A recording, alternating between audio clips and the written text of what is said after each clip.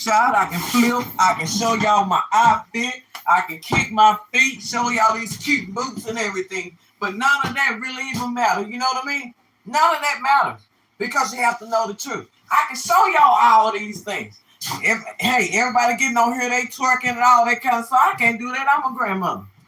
I don't have a whole lot of twerking in me. I don't have a whole lot of this and that, this. But one thing I do have is a little bit of wisdom. And if you want a little bit of this wisdom or whatever, hey, tap in. Tap in. Sometimes you got to stand up, right? You got to stand up. Stand up. I never thought in a million years, literally in a million years, that I would be 52 years old, raising toddlers, little bitty babies. I never thought that, never could even imagine having to do that. But I had to do it. I had to stand up and I had to get the babies because over my dead body was those babies going to go into foster care, into the system and be lost. Be here, be there. No, dude, I couldn't do that. And even at the midst of me going through what I was going through with my own health, I still took in these kids. I didn't even think nothing else about what was going on with me. All I know that it was 2020 and it was COVID-19 going on, the whole country in disarray, everything all screwed up. Nobody knows what's going on. But guess what? I ain't even think nothing about that. Only thing that was on my mind day in and day out was that I was going to get these babies out, get them with their family so that they can have some piece of normalcy. That's the only thing that was on my mind. That's real talk. I see, when I had to go through that process or whatever, I promise you guys, I had to go get foster care license. Man, I had to go get an FBI fingerprint check. I ain't never had to deal with the FBI my whole life, but I had to do that. I had to go through all of that. And like I said, that stuff didn't faze me because the only thing that I was thinking about was them babies. They're in a strange place by themselves. And here I am at the house thinking about myself. I just wish that, it was a whole lot more people that would, feel the same. I was just kind of like in a state of shock as to how many kids and stuff that was in the system, had living relatives and stuff, but the relatives didn't get them. They just let them stay in the system. And then you have stories like, what was that girl's name? JC Dugan. You have stories and stuff like that where nobody even checked them. The families didn't check them. These kids stay in this system like that, man. That's not cool. All kinds of stuff be happening to these kids. But I had to stand up. I didn't want to, I'm not going to say I didn't want to do it. I'm not going to say that I didn't want to stand up. I'm just saying that, hey, here I was like 50 years old trying to figure out how in the world I was going to make things work. How in the world I was going to make things happen, you know what I'm saying, for myself. Live, try to live comfortable and whatever when I had my own things going on, right? But sometimes you got to stand up. Sometimes you got to stand up. You got to think about somebody else other than yourself. We was all raised and we was all taught. All right. We was all raised and we was all taught, you know what I'm saying, that you think about somebody else besides yourself. That's where I was raised and taught.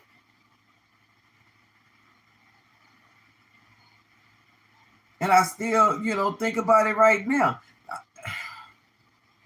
I don't know what I'm going to do.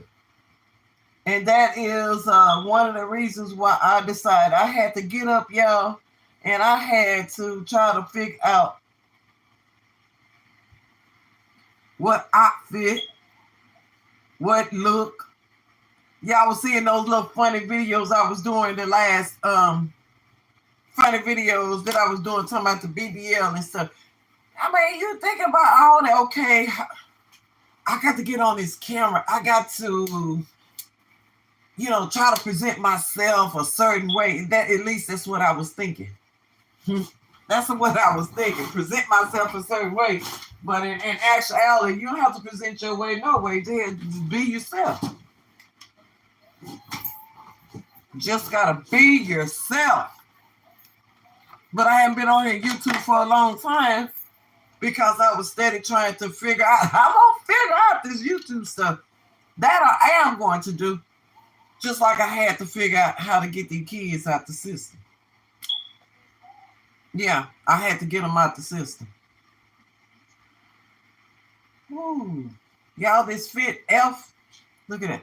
That right there. I had to figure out how to get these kids out of foster care. So I'm asking you guys right now. I'm trying to put this makeup on with you guys. But if I start crying, I'm not really trying to because the story is so emotional.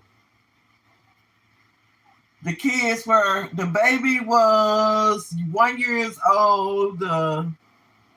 One was, let me see, one was 4 and one was 5.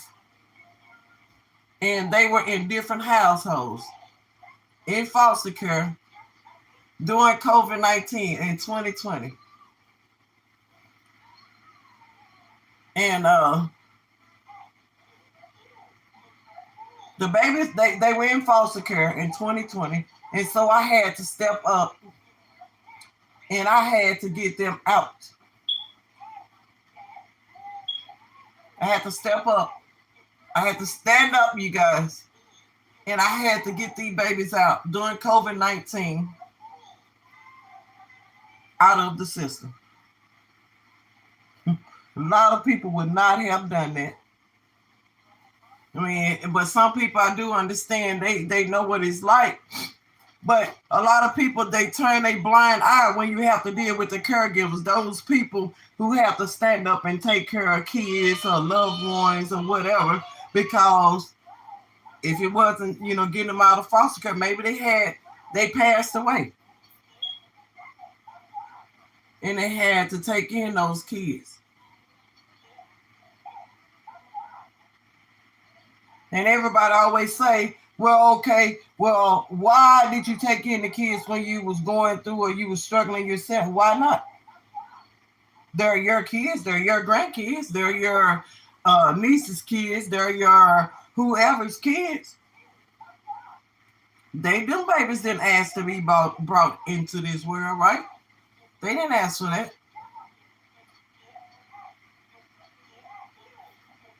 Oh, this feels so good. This stuff going on, it feels just like milk. Them kids didn't ask for that. So sometimes you just got to stand up and you got to be that person, be a bigger person. And you might not get your glory right here on this earth, but I guarantee you will get it someday and somehow. Have y'all bought y'all makeup yet? This was Celio. Have y'all bought it yet? If not, go down and look at the link below. You get 20% off on it. But, so here it is, 2020. And I haven't, you guys, told you a lot of details on why I have all these kids, because it's too painful to even talk about it. It's painful to talk about the situation. And I guess I was a little bit embarrassed. I was embarrassed on why things were going the way it was.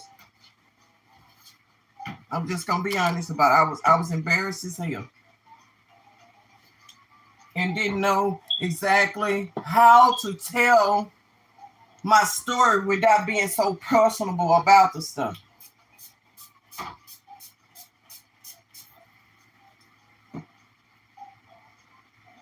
I had to tell the story and I was embarrassed. I didn't want to, y'all give me a minute. Just give me a minute. Let me make sure I can dry my face up. But I remember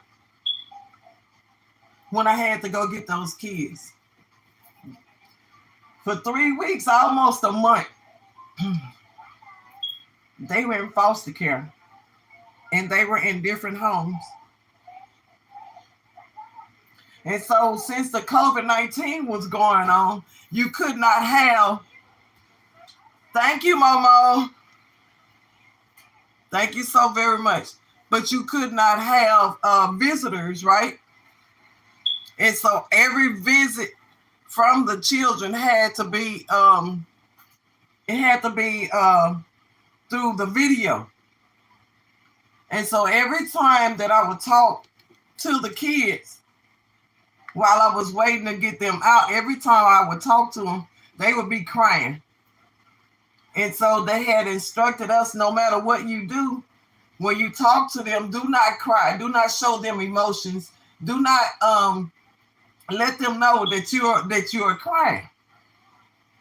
And so I remember when we would have the calls, all myself and the other kids and stuff, everybody would switch the phone. We would play phone tag and switch the phone. Every time we wanted to cry, we'd give the phone to the next person so that they won't see us crying. They were already hurting and they crying, right? So they knew, previously before they went into the system, that if they called Granny, they called me Gigi. If they called Gigi, Gigi was coming to get them. But since it was COVID, I couldn't go get them. I couldn't do anything but talk to them on the phone and just reassure them that somehow, some way, I was going to get them out. And that's all I talked about. Just hold on, baby. Just hold on. Granny coming. Granny coming. Well, okay, why you can't come now? Come get me now.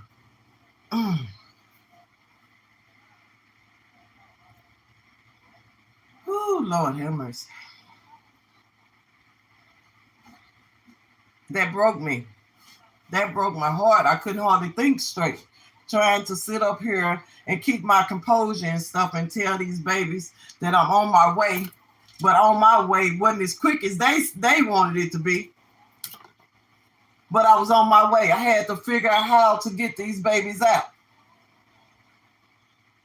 And so the casework and stuff, and she's telling me all these different things that I had to do to my house and fireproof it. I had to make sure I had a home study. They have somebody come out and talk to you, and they want to talk to you about your health, your mental status, your background, so they can kind of judge and see if it would be a good fit for the kids to come back to you. You have to get your house fireproof, get tests done, pay for this, pay for that, pay for this. Go get your fingerprints put in the FBI system in case, something you was to run off with the kids or something like that. They would have a way to contact. They go down through your whole background. You have to tell them basically who you hang out with, who you associate with, so that they can always know where the children are at all times, who comes to your house. And those people, if they're over 14, they got to have a tuberculosis shot. They have to have, it was just a whole bunch of stuff that you have to go through. It's like a list of things that you have to do. And so at the time, I had, my house was already small because I was recovering myself from myself getting hurt and being down and stuff. I had a 4-bedroom, beautiful brick house. Beautiful. I lost it when I got hurt. All right. So now I'm like I said, I'm rebuilding myself. I already have 3 other children that I had taken in. And so the house was just big enough for them. Well, of course, I had to get another house. So here I am, money saved up in retirement and stuff. I take my money and I go and I have to get another house, a house big enough so that I can take in more children. But it had to be done. It had to be done. And so, I mean, and it wasn't exactly what I wanted to have. No offense to someone living in a mobile home or whatever, but I mean, it's not what I wanted, right? I was saving money and putting back money to get myself back into another brick home or whatever. It wasn't what I wanted, but since I had to work real hard and real fast, I had to go and get another mobile home, right? I had to go get another mobile home, just a bigger one, so that I can get the kids. Go furniture shopping. I mean, like I said, pretty much everything that I had been saving up for since 2010, I had to go get it and go get these kids out of foster care. Didn't think nothing about retirement or anything else. The only thing was on my mind was getting these babies back home with their family. Yeah, I did that. And a lot of people ask me, I've had people say, well, why did you do that? Why? Because they're mine. That's my legacy. That's my legacy. Those are my grandbaby. Those are, and you have a lot of caregivers out here that have to go through stuff like that. That's just real talk. That's how it is. But nobody wants to talk about that. Nobody wants to sit up here and put themselves in a situation where they can help somebody else. You're not really helping anybody unless it hurt you. You're not. But sometimes you have to stand up. And I still don't know half the time how we gonna make it. One of the reasons why I started this YouTube is, like I said, I have custody. I have custody of these children. I gotta try to figure out something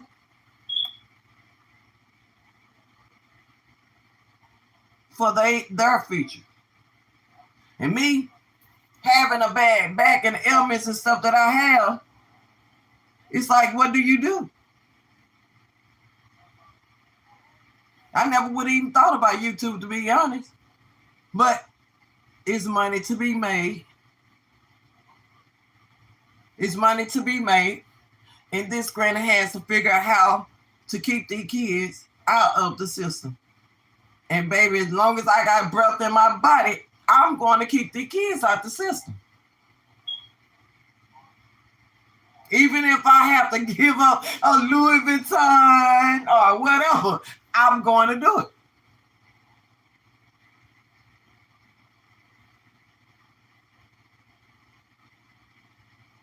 Because to me, none of that stuff is more precious than, hold on. Y'all, hold on a minute. Hold on. I don't want to mess up. If I mess up, I got to start over. I don't want to start over. I don't want to start over again.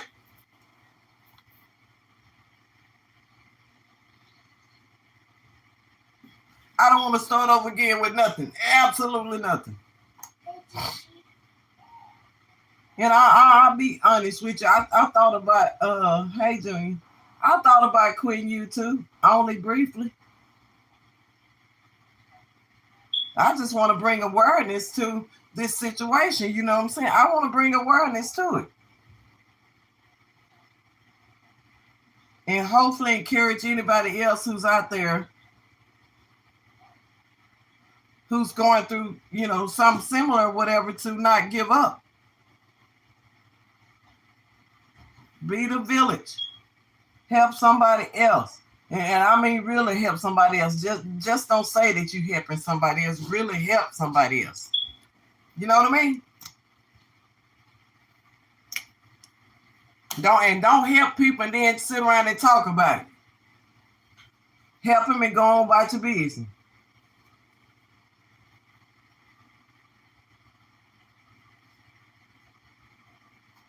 But I just want to share that with you. Stand up, be the village. Be okay with it. Be okay with sacrificing something in your life. It's okay. And the very day, well, not the day. So I got the house that I'm in right now. on one day, and they went down through there with the closing costs and all that kind of stuff, and they put me in this house. So I literally worked that whole day, moving in everything into this house, getting everything set up, getting the bed set up, getting the plugs set up in the look, the sockets and stuff, getting the fire extinguisher up. I had to get the fire marshal out of here, all these different stuff. I got all this stuff done. I worked that entire day. That next day at 11 o'clock, they brought my babies. Honey, oh! That was probably one of the most exciting points in my life. Yes, it was.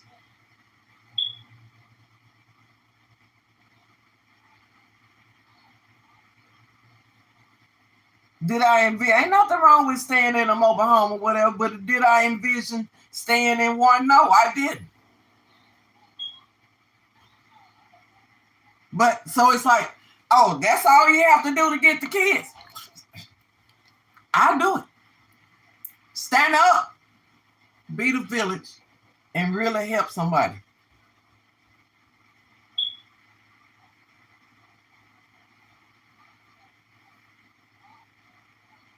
Mama, this is one of those Shein outfits.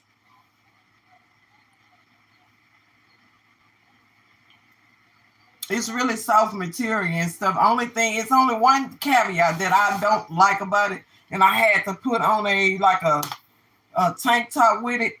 I ordered the shirt too small, so let me show you. So I ordered the shirt too small. Well, look at it. I got these boots in with, and so I just put a tank top on up under it.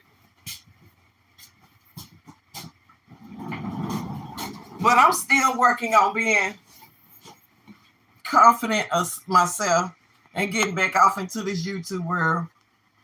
I'm really working on that. That's the reason why I did that funny video. At least I thought it was funny. Y'all might not have thought it was funny. But that's the reason why I did that funny video. Like, I don't need no BBL. I was just calling myself being funny and learning to laugh and stuff with you guys. But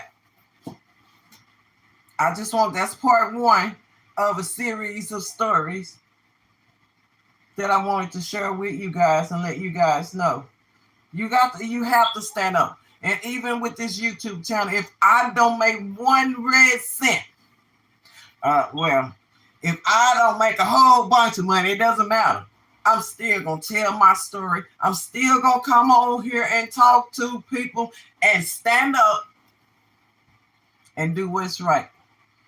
And I encourage you guys, if you're ever in this type of situation, to do the same. Stand up. Be the village. It's not that hard. It's not that difficult. And you can do it. You can do it. You can do it. Thank you guys for watching. I'll see you in the next video. Peace.